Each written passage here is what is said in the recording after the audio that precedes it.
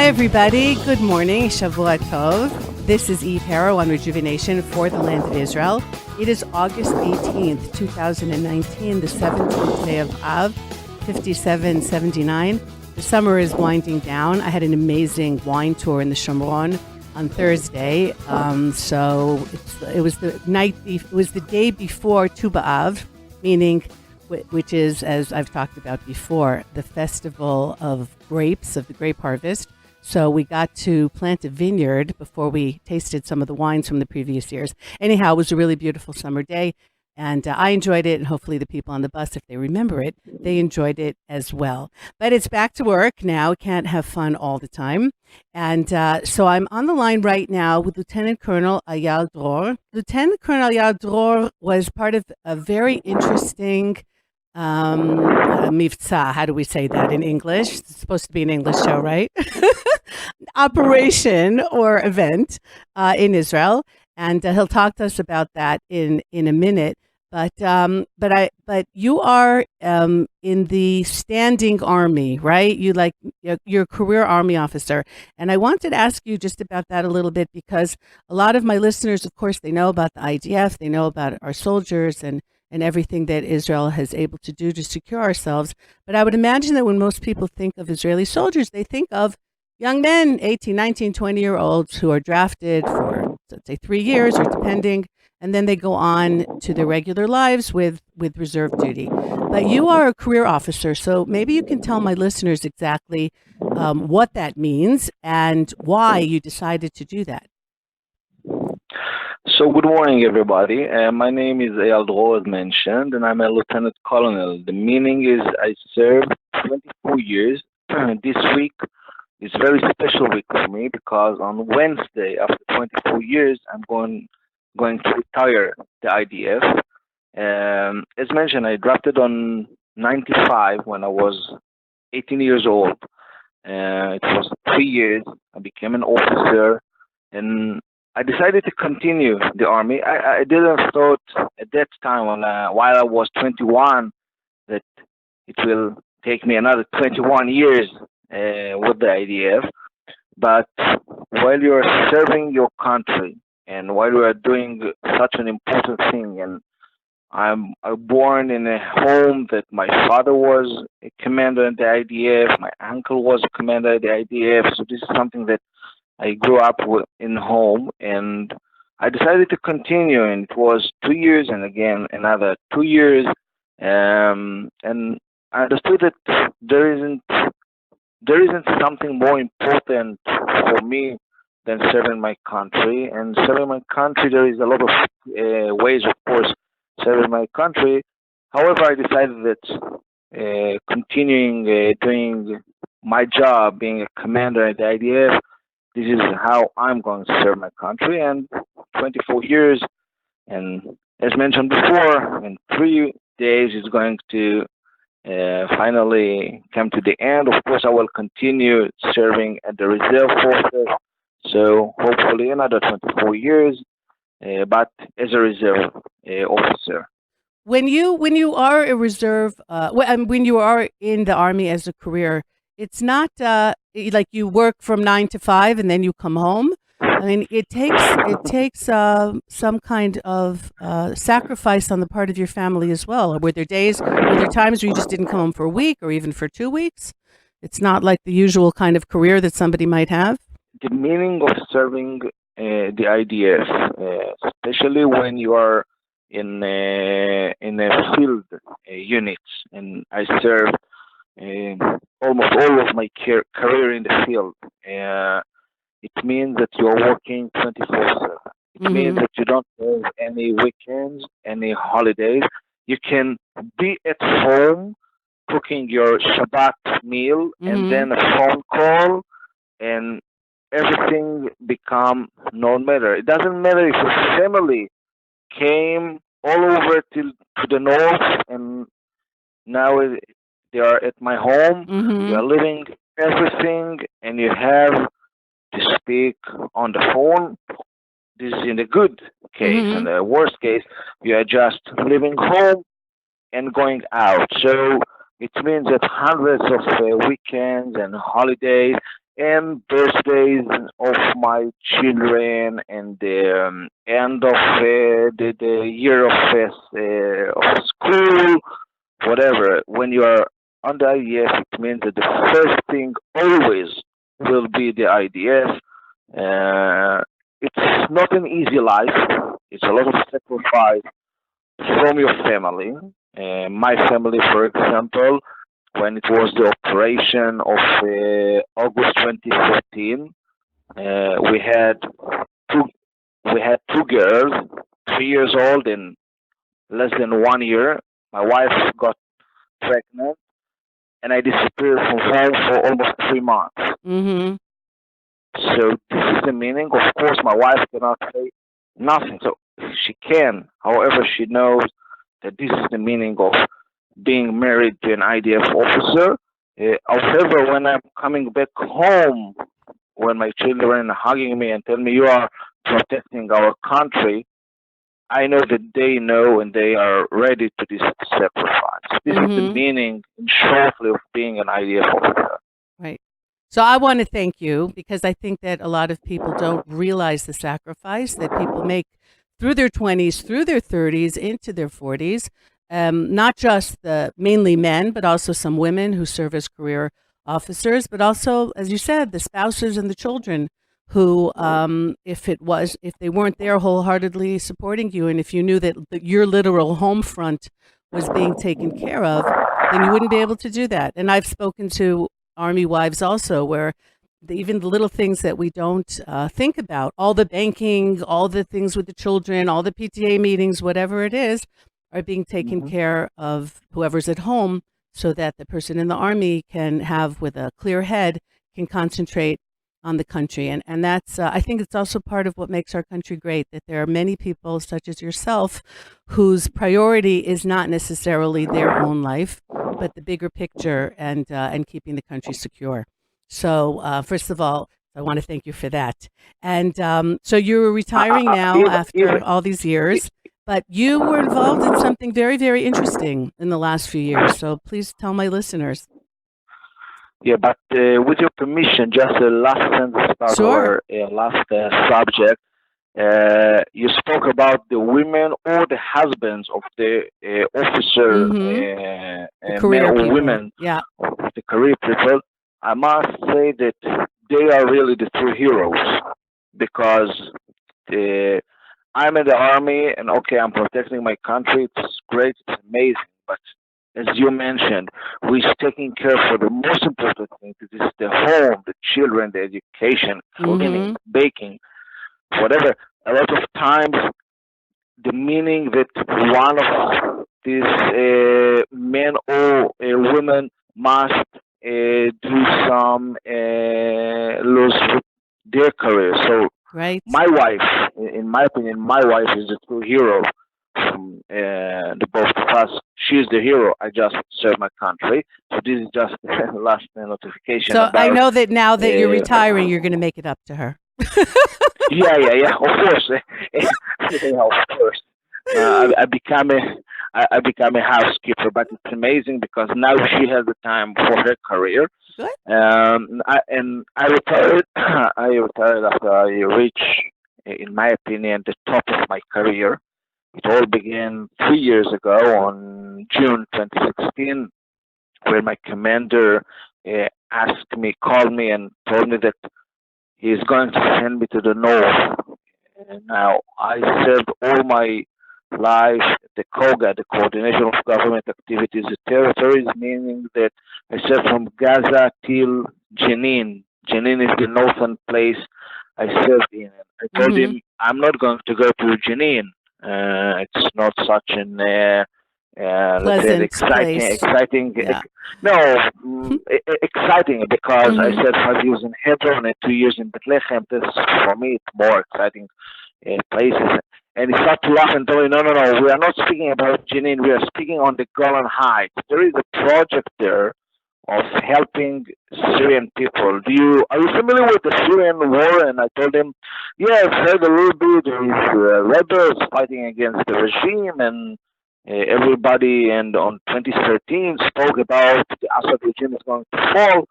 and it told me, exposed me that Israel is helping from 2013, helping wounded people. And after 3 years of evacuation of wounded people, and wounded people, it means men, women, children, that they were hitting from a bombing on their homes or something like this, terrible injuries. The Syrian side asked the IDF, asked Israel to increase the humanitarian aid, and the IDF decided on 2015 to establish a unit. It took almost a year of thinking, discussions, how it's going to be. And in the middle of June 2016, in June 2016, I was called to duty. I reached the Golan Heights and I established the Good Neighboring Unit, Good Neighboring Project, a life-changing project. Mm-hmm. So just so my listeners should understand, Syria is on all levels an enemy of Israel, and they have had a terrible civil war for many, many years. And here Israel has decided, and not just Israel, but the IDF, the army, decides, and I imagine that there's political backing here. The IDF I would imagine, is not allowed to make a decision like this without it being politically sanctioned, not to mention the fact that there's a huge economic issue here, because bringing in Syrians and treating them in Israel, giving them humanitarian aid, is coming out of the Israeli taxpayer's pocket, and taking up places in northern hospitals where there were occasions where Israelis didn't have places. So it was really like a countrywide, I would say, to some degree, kind of effort. So how many people came through, and what was you said it was life changing, definitely for them. In many cases, it saved their lives. But I have a feeling that you were speaking about it for you, that it was life changing for you. Yeah. So 2 minutes of introduction, please, for your people who are hearing us. Until 2011, the northern border, the Israeli-Syrian border, was our quiet border. Right. And it's quite relaxing for a country with so much security challenges that almost 100 kilometers is such a quiet border. And then it happened, a terrible civil war. And Israel, the IDF, found new challenges. We found that the ISIS and the Al-Qaeda and Hezbollah and other radical Islamic groups, and it doesn't matter if they are Sunni or Shia, most of them do not like Jews, most of them do not like the state of Israel. They are not fighting at that time against Israel because they are fighting the regime, and they are fighting each other. But you don't want ISIS sitting on your border. It's something that it is, let's say, very dangerous, because you don't know when they will try to change their minds and will try to attack. And the border, it means that there is settlements just 1.5 kilometers from this border. Mm-hmm. So for us, it was a challenge, a very big challenge. And the IDF made several tactical maneuvers in order to protect this border. However, there was something also changed. It was 250,000 people living on the other side of the fence, and they were literally lost almost everything. They were living without water, without the electricity. The doctors disappeared, they died, they ran away, meaning that they didn't have special doctors. Most of their clinics and hospitals have been bombed. The schools has been bombed. They didn't have the equipment in order to help people. And it was in the beginning of 2013, while the IDF, of course, it was by decision or by the authority of the government, but the first thing happened on the field, and it was just to open the border for wounded. And then it was the decision that we cannot stand and do nothing while people are dying. You know, we're Jewish, we were educated on mutual aid, on compassion. It doesn't matter if those are people that, let's say, educated to hate you, and learn that you are the enemy and that you are the devil. We just cannot stand do nothing. The Israeli policy was we are not interfering in the civil war. Rebels, Assad, they will fight each other. We will not interfere. However, if civilians will come and ask for help, we will help. So this was the decision, and the IDF opened the defense and took those injured people to the hospitals in the north of Israel. And in 2016, we increased dramatically the humanitarian aid. I built this amazing unit, and the unit operates in 2.5 years, almost 700 operations on the border. It means 700 times we went to the border, we opened the border in order to help civilians. Civilians are suffering, and we put our lives under a terrible risk because, again, this border was controlled by ISIS and by Jabhat al-Nusra, Al-Qaeda, or Hezbollah, or the Assad regime that can observe us, and we decided to do so. So 700 humanitarian operation, and if you want, I will describe a little bit the meaning of those operations. Mm-hmm. That the audience will understand what does it meaning. So our first operation, and for me it was the most exciting operation. And while I was speaking about changing the life, it changed the life of Syrians for sure, but I can promise you that it changed also the lives of a lot of Israelis that saw what happened on the other side. So the first operation was taking 25 children accompanied by their mothers. We called it a doctor's visit operation. The meaning was not injured people. It was children sick on chronic diseases like diabetic, like they were suffering from ear problems or eye problems. Everything that in our world, the normal world, in the Western world, you just need to go to an expert doctor. They will examine you, and he can give you the correct treatment, and you will back to normal life. In Syria, it simply do not exist. So this operation means that 25 children will come to fence. Now, the meaning of coming to fence for such a big group of people, and in order to coordinate it, you have to coordinate it some days before, and you are going down to the fence without knowing who is waiting there. Will it be ISIS or will it be those children? Right, could have been a trap. Of course, because it's not a secret operation. It's not a secret operation. Everybody knows, and believe me, that even the intelligence officer of the other side know that Israel is going to open the fence at that time. However, when they arrived, it was not less than amazing because you saw them, you saw the miserable people coming from their very hard life, and you had the opportunity to help them. Now, helping them, what we learned is not just taking them to the doctor, to Ziv Hospital, to Nahariya Hospital, or to Poria Hospital. It's not just taking them to the hospital and give them the correct exam. This is the mission of the doctors, and the Israeli doctors are amazing doctors. All the Israeli crew, the nurses, and everybody in the hospital were amazing. But it's bigger than it because when they are in Israel, they saw Israel's society. Right. They're not just so IDF soldiers. You know, in the IDF, of course, we have Druse and Bedouins, but we are all wearing the IDF uniform. However, when you are coming to Ziv Hospital, to Poria, or to Nahariya Hospital, there is the Muslim doctor and the Christian nurse, or the Druze nurse, and they are finally understand that Israel is not just those Jews. There is all kinds of society. People speaking Arabic, their language. People are smiling. People are not going to drink their blood. Things that we have heard from them. Right. They were the so monstrous Israel that they've been hearing isn't what they thought. Yeah.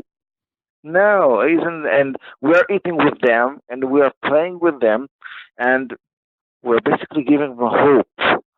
And they're smiling, and then they're coming back to Syria after 12 hours in Israel. Appreciate that there is here water. You know, have you thought once today, yesterday, when you get in the shower, that you have cold water and hot water. Mm-hmm. In Syria, it's not obvious because they do not have water. So such small things, and it makes you to think in which world I'm living and how grateful I must be living in my world, Mm-hmm. and how honor is to help people that they do not have. And while they were going back, it was almost 3,000 because 1,400 children, 72 operations of the doctor visit, 1,400 children with their mothers. It's almost 3,000 people that became the ambassadors of Israel. Mm-hmm. They came back to the villages and told their families, their hamula, their uncle, their friends, hey, Israel is not the devil.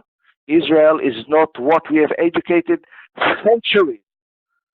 So it was amazing for them. It was amazing for us. For us, it was amazing because the understanding that we can help and we can give hope and we can give just 12 hours of peace for those people who are suffering 6 years. So this was the first operation, amazing operation. Now, I had heard during the time, though, because there weren't pictures in the newspapers here of the refugees, and I had heard at the time that Israel was protecting their identity because in the Arab world, if somebody takes something from a Jew or from Israel, they might be seen as a collaborator, and therefore their own lives would be at risk from their own people at some point. And so Israel was very careful to also guard them while they were here so that their identities wouldn't be known and they wouldn't be in danger. Is that true?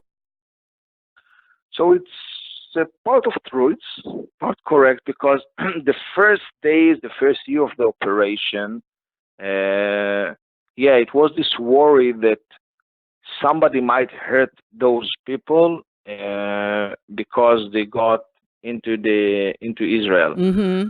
However, we learned that it is okay from them to get help from Israel while it's saving their lives. Why the real thing that why we didn't expose or publish this project until July 2017, because from July 2017 it was published. I authorized to publish it. It was because the mission of building the trust. I didn't want that the Syrian people are, let's say, suspected on Israel because, again, centuries of education, of hate and fear. I didn't want that they will come to us and tell them, okay, so you gave us a treatment, you make the 2-3 doctors visit, you treated 100 children, and you run and you publish it all over the world. This is exactly what the world is doing. They're sending some trucks with food and they're publishing all over. I understood that in order to build this trust, I cannot run and tell until it was the trust has been built, and it took us almost more than a year and over than 300 operations until I felt, and I spoke with my colleagues, with my Syrian colleagues, and they told me, we are not worried that because we know that you are here for us, and we know that if you will publish it, you will not stop. And so this was the real understanding of us. And as I mentioned, from July 2017, we authorized to publish it. Unfortunately, it wasn't enough. It wasn't enough. I will maybe speak a little bit about later on about this. But the operation became bigger and bigger. And what was amazing at this project is the collaboration, because when I took the Syrian sick children to the hospital, of course, it was collaboration with hospitals. You know, as an IDF, we cannot command on the Israeli hospital. On the civilian hospitals, right. Yeah, of course. But it was amazing to see the big heart of the hospital managers and their team, how they treated and how they do such an amazing things. This is what makes me proud to be an Israeli, not just a Jew, because as mentioned, the doctors, the managers of those hospitals. Some of them are not Jews, but they are amazing Israeli citizens, and it was amazing for me to be in Israel. But and I imagine you also needed to get a lot of Arab speakers as part of the Israeli staff to communicate with them. So but what was maybe more amazing, it was the collaboration with Christian organization and Muslim organization. There was two Christian organizations from United States that arrived in Israel. They contacted with me and they told me we are working on the humanitarian aid all over the world, and we heard about the Good Neighbor Project. We want to help. We are Christians that believe and love the state of Israel, and we want to help the state of Israel. So please tell us what our mission. And one of them was the Friendship Unlimited from Louisiana, and they built a huge field clinic eastern to the fence, meaning they were living in the DMZ between the Israeli fence and the Syrian land. Wow. And try to, it's a pretty dangerous spot to be sitting in. The demilitarized zone. Dangerous. Yeah. Meaning, and what make it more dangerous? It just was 4 kilometers north to the area where ISIS controlled. It meaning that if the ISIS will decided to attack this camp, I don't know if we had the ability to protect them on the minute that the ISIS warrior will enter. And they knew it. They knew it. We spoke with them about it, and they knew it. They were believers, very strong believers. And just try to imagine the thinking of 8,000 Syrian people. 8,000 Syrian people entered to this camp. It was called Camp Ishai. Entered to this facility and saw a huge playground. They had some amazing playground with teddy bears and a trampoline, and they got the hot chocolate and popcorn from the American stuff. Wow. And those are the people that they were educated that they are the big devil. They came from the United States, the big devil, and those big devil persons laughing, smiling, hugging, taking them to the doctor, give them the correct antibiotics. With no agenda other than to be a human being. With no agenda. I imagine that they're God-fearing people, and that's how they want to change the world, is by making things better. Yeah, incredible. It was amazing. It was amazing because it was again another 8,000 ambassadors that spread the rumor that we and United States are not the enemy. And while they're coming back home, while they were leaving the camp, they got a bag with the name of the unit in Arabic, my unit, the Good Neighboring. In Arabic, it's Husan Shual. And it was in this bag, it was clothes and medicine, and teddy bears, some plays for the children. So this was an amazing, amazing project of collaboration between Jews, Christians, who are both helping Muslims. So for me, it was, as mentioned, I think that I operated in the first time. I don't know how many times in history Jews and Christians and Muslims worked together under the commander of an IDF officer, an Israeli IDF officer.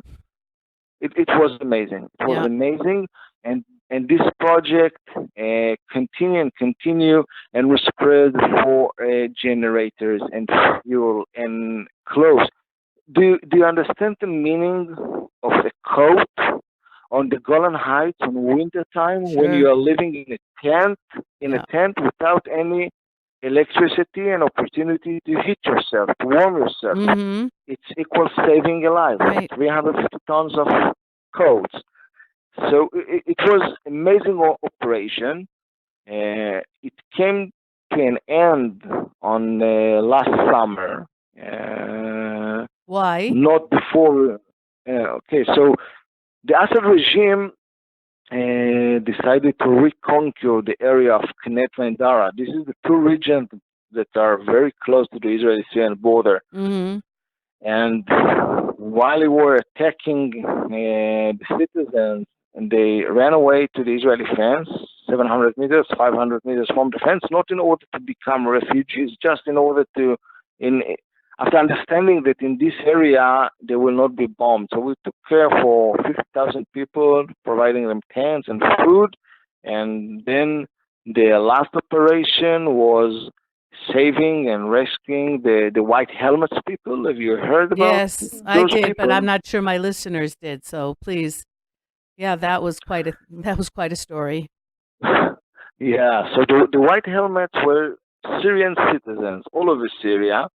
They were trained in Jordan while the revolution started, and their mission was to save lives. They were the first people who were coming to the bombing areas and rescuing the people. If people can watch just in the last days in Idlib, doing the YouTube or Google Idlib, they will see the white helmet people running because they are quite busy at the time while the Russian and the Syrian regime is bombing the area of Idlib in the last 3 months. So in our area, it was also white people, white helmets people. We didn't work with them as the Good Neighboring Project. However, when the regime conquered the passage between Jordan and Syria, they didn't have other opportunity to escape. And those people were condemned to death because they exposed the world. The regime is using gas and bombing civilian facilities.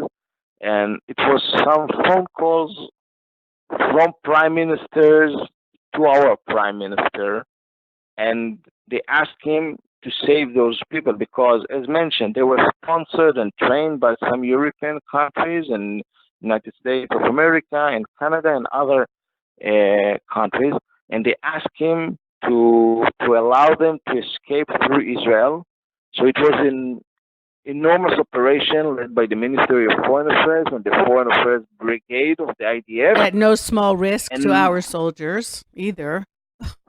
Yeah, my mission was, and I got up Friday noon where I was preparing my home to Shabbat, and they told me to connect their manager. They gave me a phone call, and I coordinated this arrival of more than 400 people to the fence. Now, 10 hours of operation on the border. You can see the echoes of explosion because it still was fighting. The regime was conquering the area, and more than 400 people, families, entire families, men, women, children, babies, and it was amazing to observe how they're standing in Syria, in their homeland, and they're gripping from fear.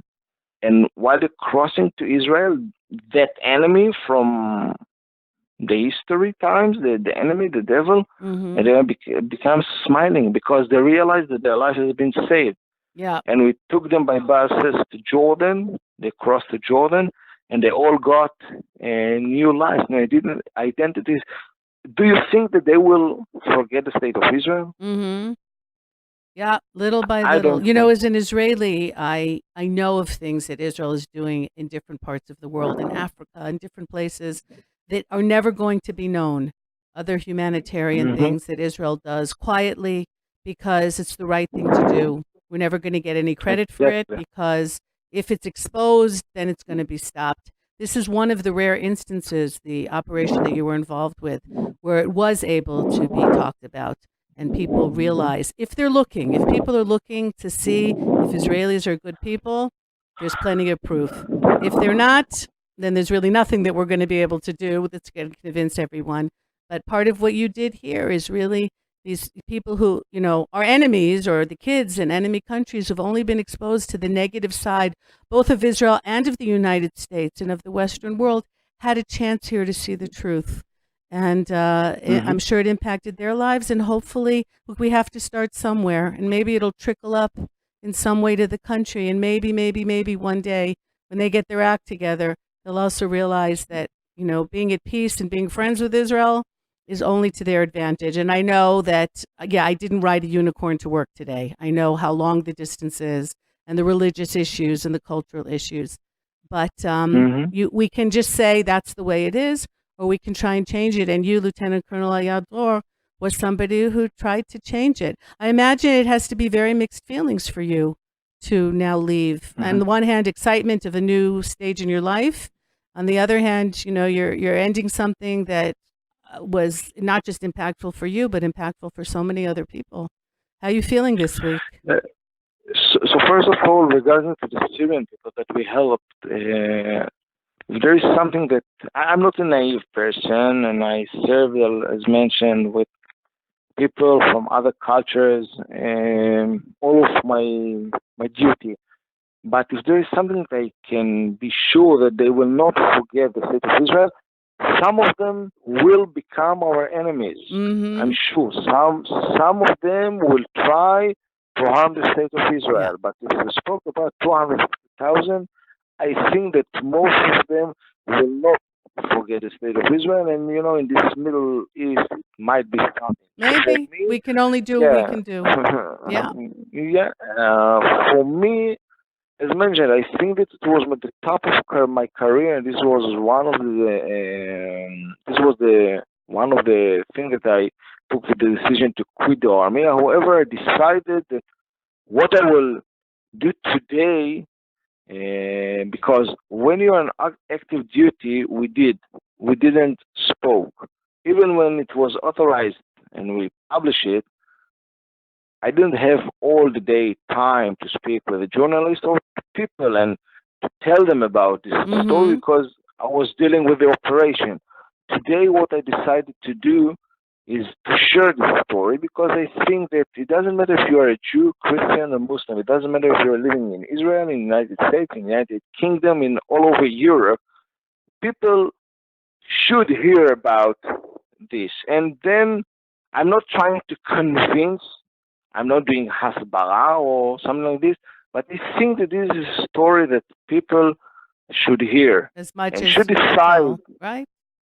Yeah, right. Exactly. So if anyone has listened to this interview today, and I would imagine now that you're not going to have your obligations, that you'll be able to travel a little bit. If anyone is listening and thinks that this is an interesting story and maybe wants to bring you into their community, be in touch with me, everyone, and I'll get you through to the lieutenant colonel, and let's get this out there as much as possible. Not many things that Israel does on this level can be spoken about, and this is something that we can.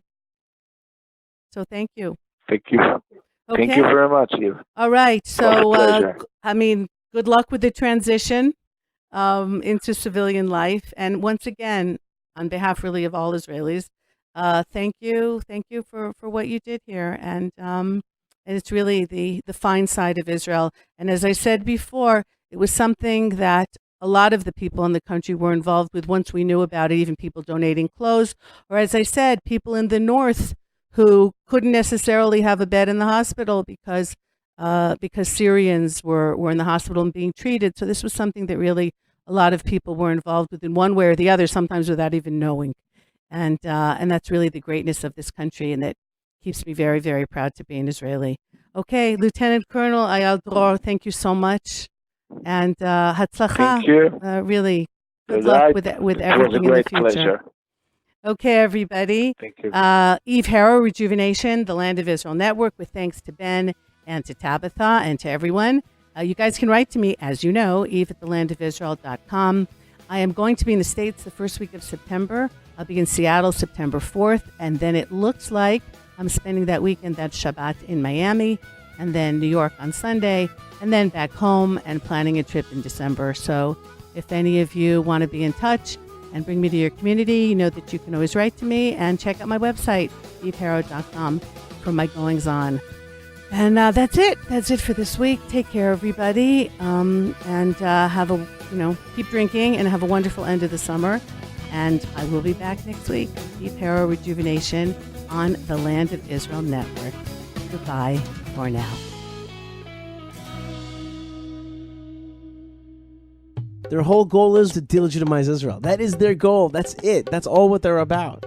This week on the Yishai Fleischer Show, U.S. members of Congress Ilhan Omar and Rashida Tlaib, should they have been banned from entering the States of Israel? Imagine if somebody was like, let me show you the United States, and took you just to the worst neighborhoods and slums, and was like, That's America. That's the Yishai Fleischer Show, every Thursday on the Land of Israel Network at the Land